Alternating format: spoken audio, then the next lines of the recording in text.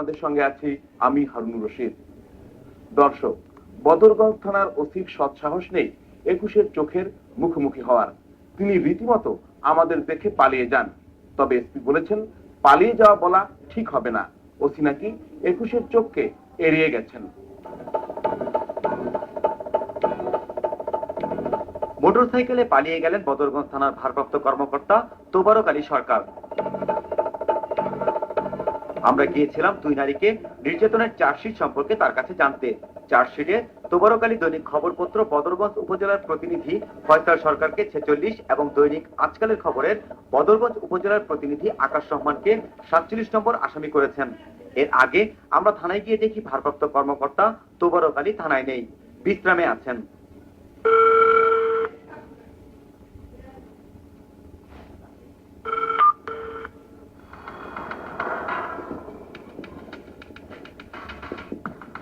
আমরা তার খোঁজে যাই তার সরকারি বাসায়। কলিং বেল চাপলেও সাড়া দেয়নি কেউই। ওসি তোবারক আলীর কোয়ার্টারের সামনে আমরা অপেক্ষা করতে থাকি।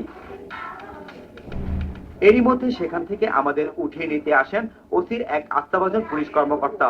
কিন্তু ওসি তোবারকের দেখা পেতে আমরা সেখানেই বসে থাকি। এক পর্যায়ে দেখা মেলে ওসি তোবারক সাহেবের। আমরা কথা বলতে চাইলে তিনি এড়িয়ে যান। তিনি বলেন স্যার সব জানেন। এ কথা বলতে বলতে পালিয়ে যান বদরগঞ্জ থানার ভারপ্রাপ্ত কর্মকর্তা।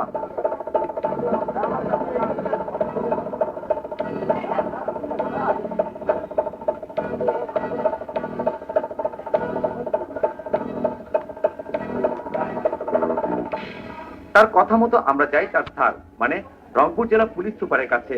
জানতে চাই ওসি কোনো কথা না বলে পালিয়ে গেলেন কেন। না না পালিয়ে যাচ্ছে, সে তো একাধিকবার কথা বলেছে আপনাদের সাথে, তো মনে হয় অনেকবারই সাক্ষাৎ হয়েছে, সুতরাং এইবার তো পারো না কোনো সুযোগ। আর চার্জশিটে দুই সাংবাদিককে কেন জড়ানো হলো জানতে চাই আমরা। যদি আমরা দেখি যে বায়াসড হয়ে কথা বলে সাক্ষ্য দিয়ে থাকে বা পুলিশের তদন্তে কোনো গাফিলতি থাকে, আমার তো বিভাগীয় বিষয় আছে। এবং ইনফ্যাক্ট এই বিষয়টা ইতিমধ্যে আমাদের পুলিশের কাছে খুব গুরুত্বের সাথে দেখা হচ্ছে এবং সেখানেও ইন্টারনাল ইনভেস্টিগেশন হচ্ছে। সত্য প্রকাশ করে ওসির রোশানলে পড়ে মামলার আসামি হয়েছেন সাংবাদিক ফয়সাল আর আকাশ। আসামি হওয়ার পর এখন তারা পালিয়ে বেড়াচ্ছেন। তাদের পরিবারে নেমে এসেছে দুর্যোগ। তাদের ধরতে পুলিশ খুবই তৎপর, কিন্তু বাকি আসামিদের গ্রেপ্তারে আগ্রহ নেই তাদের।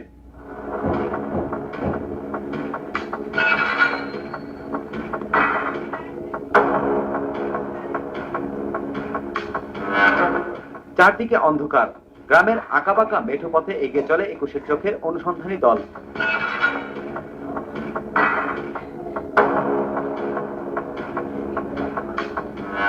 গন্তব্য দৈনিক আজকাল খবরের বদরগঞ্জ উপজেলা প্রতিনিধি আকাশ রহমান। আমাদের কাছে খবর ছিল তিনি এখন পুলিশের ভয়ে এক আত্মীয়র বাসায় থাকেন।